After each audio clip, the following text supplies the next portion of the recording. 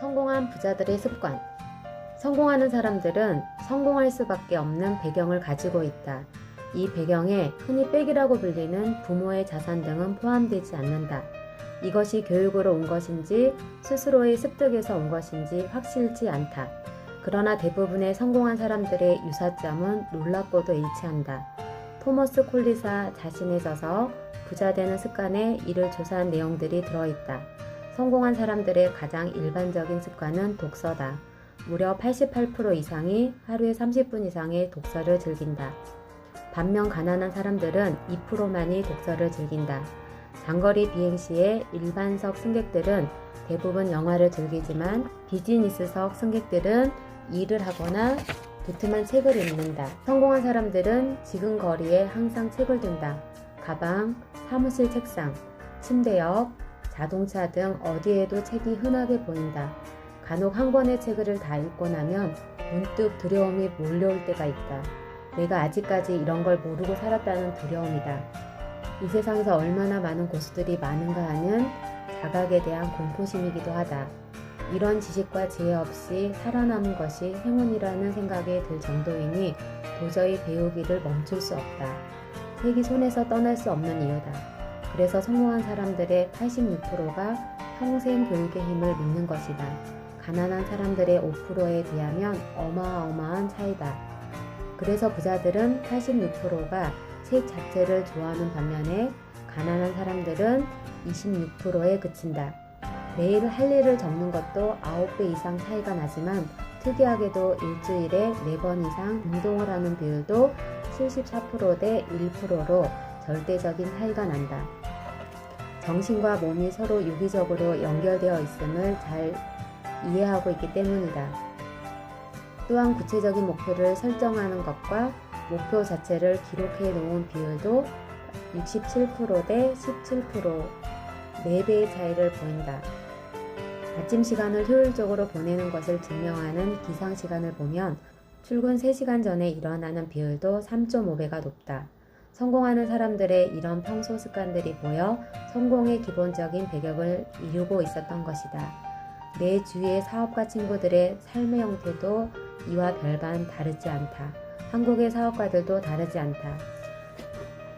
연세대 상경대학원에서는 한국의 프랜차이즈 사업가들이 모여 교육을 받는 프랜차이즈 CEO 과정이 있다. 나는 2년 전 미국에서 4개월 가까이 출근해 가면서 해당 교육을 이수한 적이 있다.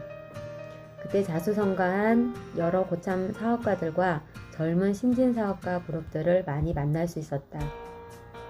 이들은 대부분 자수성가한 그룹이었다. 그들은 출신과 받은 교육의 정도나 과정이 다를지라도 대부분 비슷한 습성을 가지고 있었다. 호기심이 왕성하고 혹시 누군가에게 내가 배워올 것이 없는지 스스로 묻고 경청도 잘하며 목표들을 명확했다. 자신들이 무엇을 하고 싶은지 다들 확실히 알고 있었다.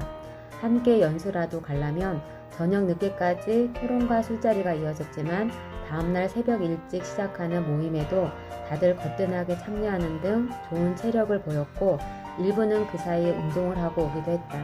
미국 사업가들과 조금 다른 점이라면 책을 통해 정보를 얻는 것을 지루해해서 인터넷이나 각종 강의와 인맥을 활용하려는 비율이 높았다는 것이다. 그러나 한국이든 미국이든 성공한 부자들은 3가지 공통점이 있다. 첫째, 부채에 대한 인식이 확연하게 다르다.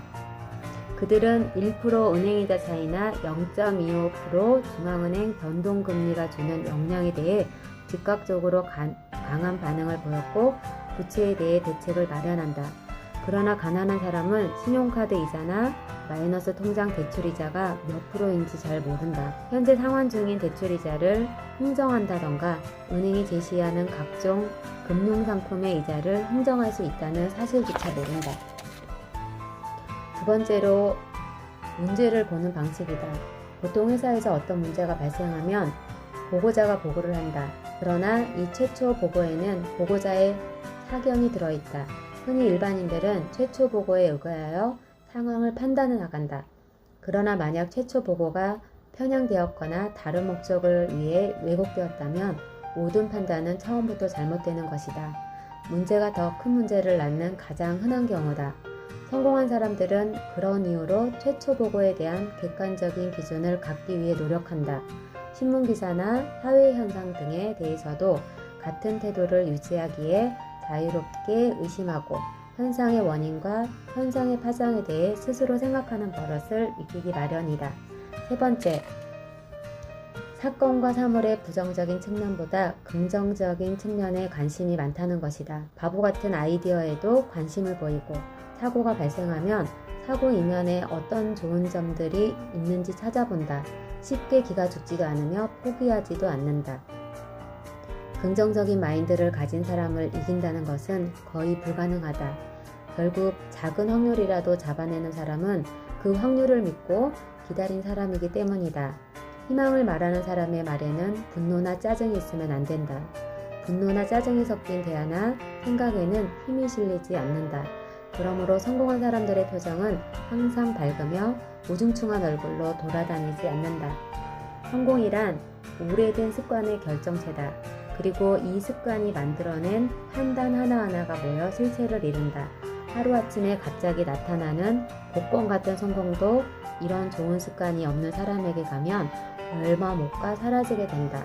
지금까지 정경자였습니다. 좋아요, 구독 부탁드려요.